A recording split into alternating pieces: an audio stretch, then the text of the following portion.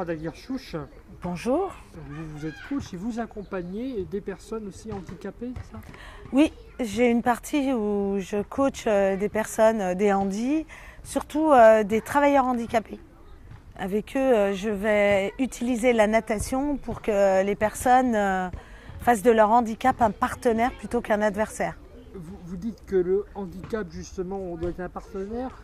C'est-à-dire qu'on doit éviter de lutter contre le handicap, on doit vivre avec, tout simplement. C'est un peu réducteur ce que je dis. C'est super bien dit, c'est exactement ça. Parce que plus nous sommes dans la lutte, et plus il y a des situations de lutte. C'est-à-dire, c'est comme plus je suis dans le négatif et plus j'ai des situations négatives. Plus je suis dans le positif, plus j'ai des situations positives. C'est juste un mode de pensée. Si je vois mon handicap comme un partenaire, eh bien, quand je suis avec les autres, il fait partie de moi. Et je ne suis pas dans la relation à l'autre en train de tenter de le cacher, et de faire comme s'il n'était pas là. Et ça m'évite de bouffer de l'énergie. Vous êtes ici au complexe sportif des Hautes-Ourmes pour présenter votre travail, mais aussi vous avez dit finalement, vous parlez des petites fleurs. Alors qu'est-ce que c'est que la petite fleur? La petite fleur, c'est l'estime de soi, la valeur que l'on s'accorde. Elle commence à pousser par rapport aux mots dont on est nourri enfant. Est-ce que on est nourri de mots valorisants? Est-ce que ce sont des mots qui nous donnent envie d'aller de l'avant et qui nous permettent de nous accepter tels que nous sommes? C'est ça la petite fleur, qui va me permettre d'aller vers les autres en meilleure sécurité. Mon travail consiste à faire en sorte que les autres réussissent à trouver leur petite fleur, et plus les autres réussissent à trouver leur petite fleur, et plus la mienne pousse. C'est vraiment un travail dans lequel c'est du co-développement. En coaching, on parle de guidance. Et moi, je suis côte à côte avec le coaché et je me nourris, je donne de l'énergie pour me nourrir de son énergie. Étant une personne très énergique, eh bien, le ou la coachée devient plus énergique. Et je suis juste là pour rappeler à la personne qu'elle a les solutions en elle. Et plus elle est connectée à ces solutions, et plus moi je me sens utile, et plus ma petite fleur est contente, quoi. C'est une belle leçon de vie finalement, de se dire qu'on doit vivre avec le handicap et en faire quelque chose de très bien, parce que finalement quand on est en fauteuil roulant, on fait des rencontres qu'on ne ferait pas quand on est valide. Non, je ne pense pas. Après, chacun fait ce qu'il peut avec ce qu'il a. Il y a des personnes, comme je disais là tout à l'heure, qui vivent des situations terribles à la maison, ou qui ont vécu des horreurs enfants, et qui ont quand même réussi à faire de leur malheur. C'est Boris Cyrulnik qui parle de résilience, et il dit un merveilleux malheur. Et je crois que c'est ça. C'est un bel oxymore finalement. Oui, oui. Que pensez-vous justement de la médiatisation du handicap?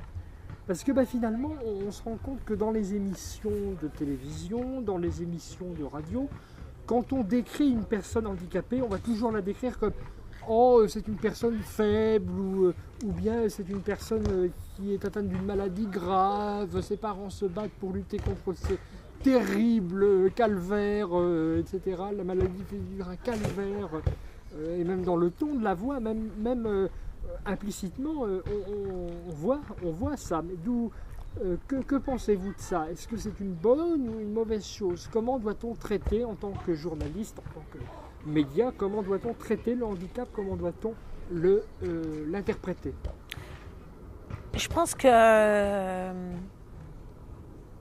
dans l'interprétation du handicap, tout ce qui est en train de se passer aujourd'hui, c'est vrai que grâce au jeu, c'est pour ça que pour moi c'est difficile de dissocier le sport du handicap, parce que grâce aux Jeux paralympiques qui sont maintenant diffusés depuis 2012, surtout depuis 2016 à Rio, eh bien on a montré une image positive du handicap, et je pense que c'est bien de médiatiser une image positive, parce que comme tout à chacun, on a besoin d'avoir des modèles. Et par rapport au handicap, nous sommes dans une société avec une culture du handicap assez charitable, Et aujourd'hui, par la médiatisation, on va pouvoir bousculer plus rapidement les idées reçues.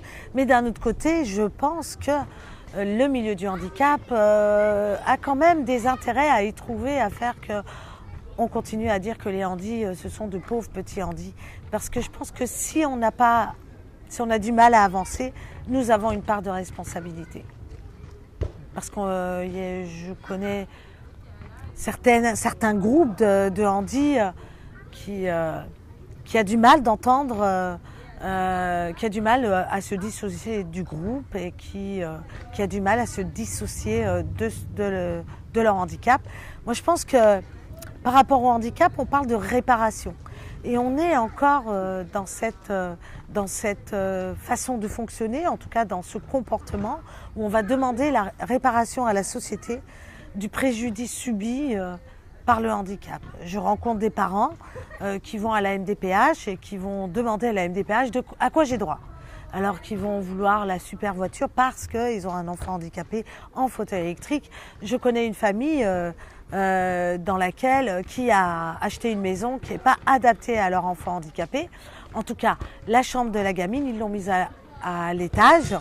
Et il y a une chambre en bas, mais ils ne veulent pas qu'elle soit en bas, ils veulent qu'elle soit en haut. Donc ils ont fait une demande à MDPH pour avoir un ascenseur, et ils ont eu l'ascenseur. Donc c'est complexe le monde du handicap, c'est très complexe. C'est très complexe. C'est très complexe. Et c'est malgré tout une belle leçon de vie que vous nous offrez. Merci à Daguerre Chouch d'avoir répondu à mes questions sur jalabdonmaison.com. L'interview est à retrouver sur la chaîne YouTube. Merci Ada. Merci Tanguy pour l'accueil.